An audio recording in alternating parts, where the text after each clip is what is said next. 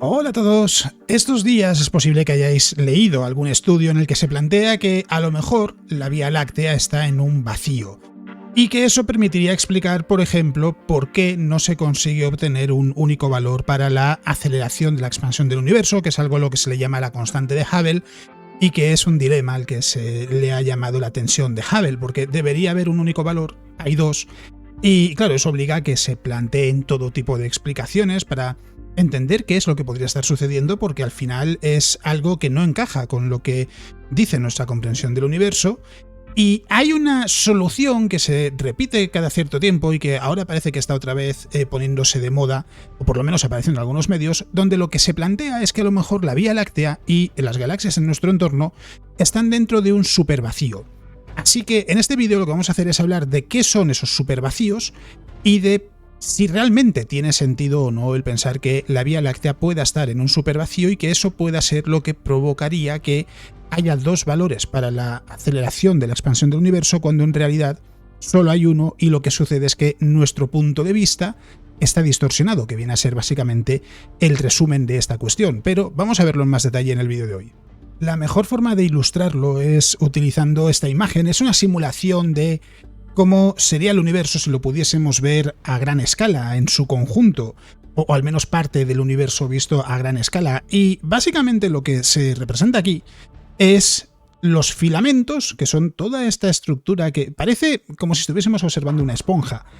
Todos estos filamentos brillantes son galaxias, son cadenas enormes de galaxias, cúmulos de galaxias, y vemos que hay regiones más oscuras que son los vacíos. Algunas son bastante grandes, esto por ejemplo podría ser un supervacío, y esto tiene que ver con el universo a gran escala, no es lo que vemos a pequeña escala, pero hay que tener presente un par de cosas. Por un lado es que estos filamentos, ya digo, es donde se encuentra la mayor cantidad de galaxias del universo. Los vacíos, a pesar de su nombre, no están vacíos completamente. En realidad lo que indica es una región del universo donde la cantidad de galaxias que vamos a encontrar es muy inferior a lo que encontramos en el resto. Normalmente el punto de referencia es alrededor de un 15% de la cantidad de galaxias que se vería en una región normal. Es decir, ni mucho menos un vacío está vacío, a pesar de lo que dice el nombre. Y esto es importante tenerlo presente, porque hay un dilema desde hace mucho tiempo en la cosmología moderna, que es el del valor de la aceleración de la expansión del universo, que como decía al principio del vídeo, se llama la constante de Hubble.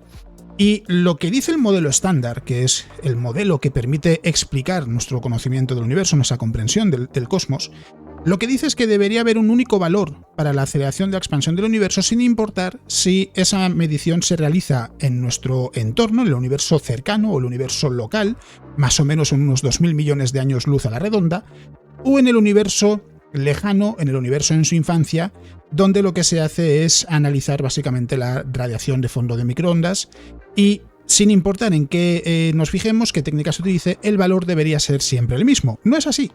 Y esto es un problema porque cuando empezaban las mediciones, el margen de error era suficientemente grande como para que se pudiese pensar que lo que sucedía era que había un valor y que simplemente nuestra tecnología, nuestras herramientas, no eran lo suficientemente buenas. Y que con el paso del tiempo, con una tecnología mejor, se obtendría ese valor único.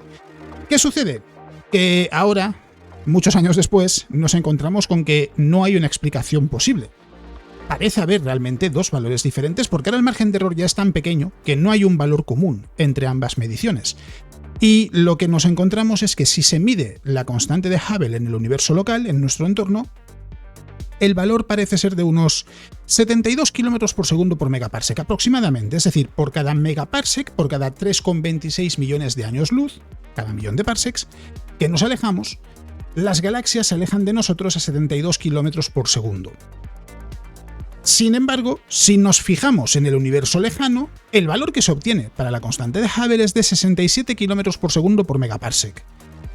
Uno podría pensar, bueno, entonces el valor seguramente esté en torno a los 70 km por segundo por megaparsec. El problema es que el margen de error de estas mediciones es tan pequeño que no permite llegar a esos 70 km por segundo por megaparsec.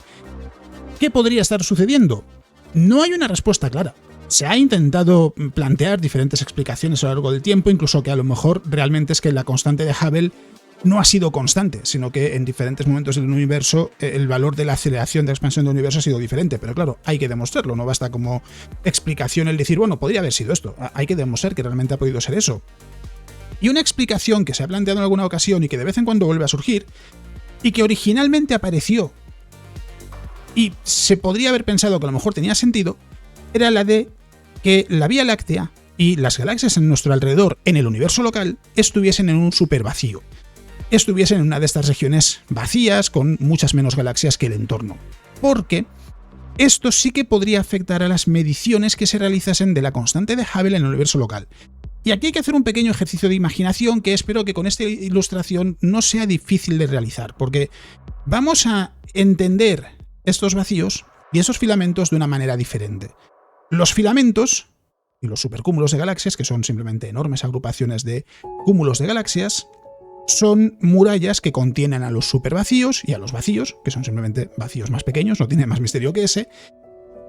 Y desde el punto de vista gravitacional, podemos imaginar los vacíos como lugares que lo que hacen es expulsar a aquello que se encuentra en su interior, y los filamentos, las murallas, como lugares que atraen a lo que se encuentra en los vacíos, es decir, a esas galaxias que están dentro de esas zonas menos densas del universo. Y esto tiene mucho sentido si pensamos en que sabemos que la gravedad lo que hace es curvar el espacio-tiempo alrededor de una masa. En el conjunto del universo, estos filamentos, que están compuestos por millones de galaxias, van a tener una atracción gravitacional mucho mayor sobre una galaxia que esté en un vacío que el centro del vacío, donde a lo mejor habrá una cantidad muchísimo más pequeña de galaxias.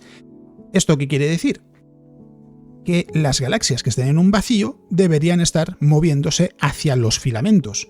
La atracción gravitacional de las galaxias en los filamentos, hay que recordar que la gravedad tiene un alcance infinito y que la intensidad de la gravedad, su fuerza decae con el cuadrado de la distancia, es decir, cuanto más nos alejamos, más débil es, pero su alcance es infinito.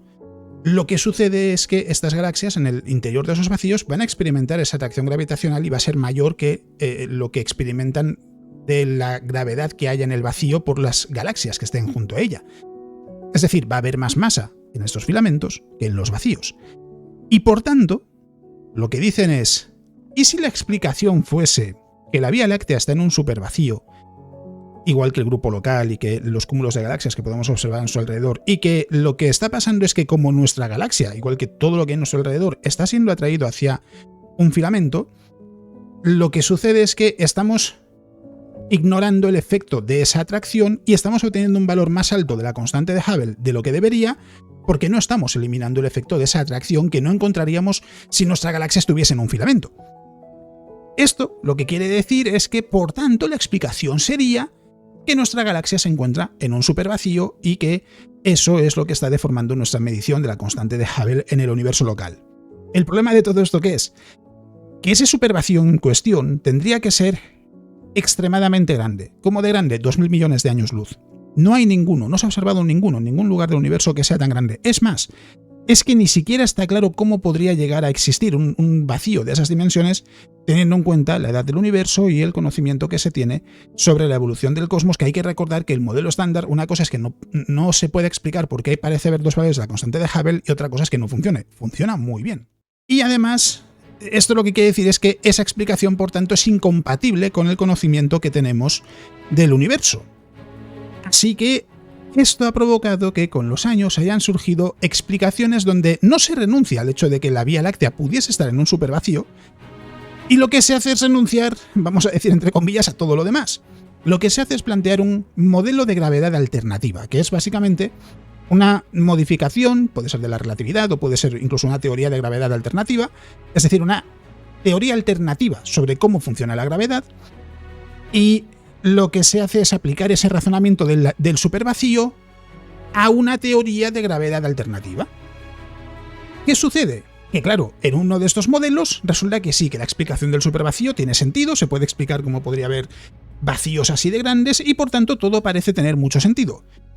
¿Cuál es el inconveniente de todo esto? Que estas teorías de gravedad alternativas hacen aguas. En algún otro aspecto bien entendido, bien demostrado del universo, gracias al modelo estándar, no son capaces de explicar por qué eso sucede de esa manera en particular. Esto pasa, por ejemplo, con modelos en los que lo que se hace es decir que la materia oscura no existe y que es algún otro efecto. Por eso, estos modelos al final no tienen mucha popularidad, no se les suele dar demasiada importancia, y lo que sucede es que al final, pues bueno, terminan cayendo en el olvido, porque la realidad es que con el conocimiento que tenemos hoy en día y con el modelo estándar en la mano, no hay ningún vacío además que se acerque al tamaño necesario para que se pueda entender cómo podría existir un supervacío como el que debería rodear a la Vía Láctea. Y en su lugar, lo que se plantea es que la explicación tiene que ser alguna otra, pero está por ver cuál. Mientras tanto, sigue habiendo investigadores, como ha sucedido ahora, que publican trabajos donde lo que dicen es que estamos trabajando en un modelo de gravedad modificada donde la explicación para el hecho de que haya dos valores para la constante de Hubble es que estamos en un supervacío. Y nos podemos quedar con la sensación de, bueno, pero si la explicación funciona, ¿por qué no se le da más importancia? Porque el modelo en sí no funciona en todos los aspectos en los que sí es capaz de funcionar correctamente el modelo estándar.